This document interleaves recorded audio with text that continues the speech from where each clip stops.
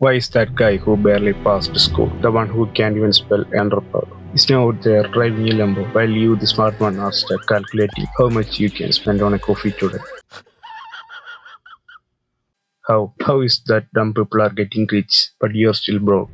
Well, there's a brutal reason. And once you see it, you won't be able to unsee it. Because I found a glitch in the matrix that explains why intelligence doesn't equal to income. And it starts with a guy named Speed. IShowSpeed. Yeah, that loud, chaotic streamer.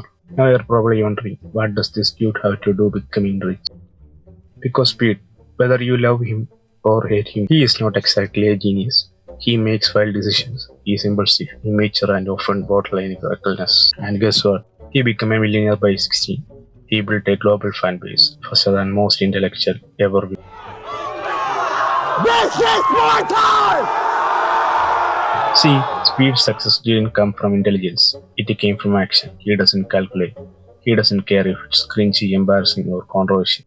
He just moves. That's the glitch. Dumb people act, smart people wait. Smart people are too busy simulating all the possible futures in the head, like Doctor Strange, analyzing every move until the opportunity is gone. But Speed, he sees something fun and he presses go. Go down. What's my name?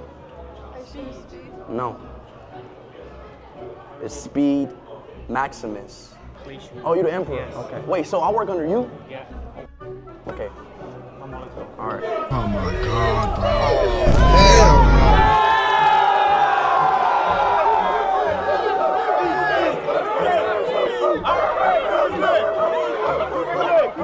Let me prove. Remember when Speed accidentally flashed the camera midstream? Most content creators done, cancelled, cried on camera.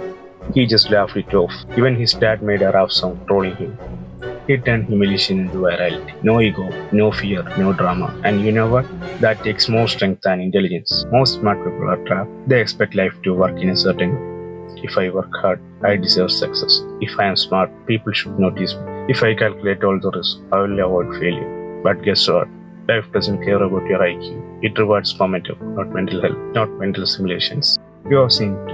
You walk into a room, see a beautiful woman with a guy who seems like a complete idiot, and you think, how the hell did he get here? While you are thinking every scenario in your head, what to say, how to say, what if she laughs at me?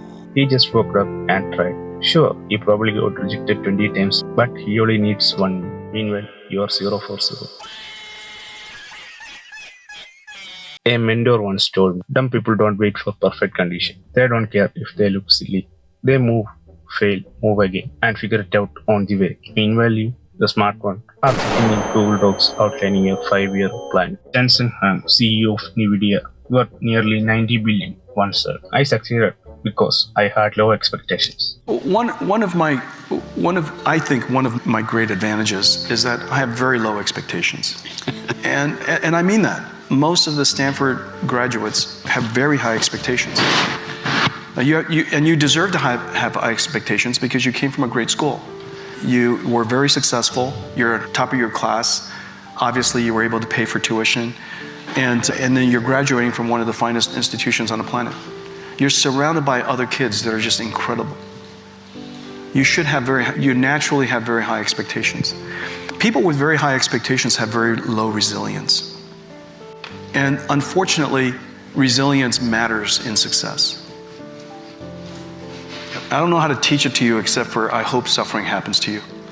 And I was fortunate that I grew up with my parents providing a condition for us to be successful on the one hand, but there were plenty of opportunities for setbacks and suffering. And to this day, I use the phrase pain and suffering inside our company with great glee. And I mean that. Boy, this is going to cause a lot of pain and suffering. And I mean that in a happy way, because you want to refine the character of your company.